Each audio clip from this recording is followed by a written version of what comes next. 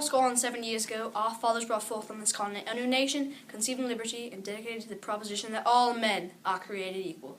Now we are engaged in a great civil war, testing whether that nation or any nation so conceived and so dedicated can long endure. We are met on a great battlefield of that war. We have came to dedicate a portion of that field as a final resting place. For those who here gave their life that that nation might live. It is altogether fitting and proper that we should do this. In a larger sense, we cannot dedicate. We cannot consecrate. We cannot hallow this ground. The brave men, living and dead, who struggled here, have consecrated it. Far above our poor power to add or detract.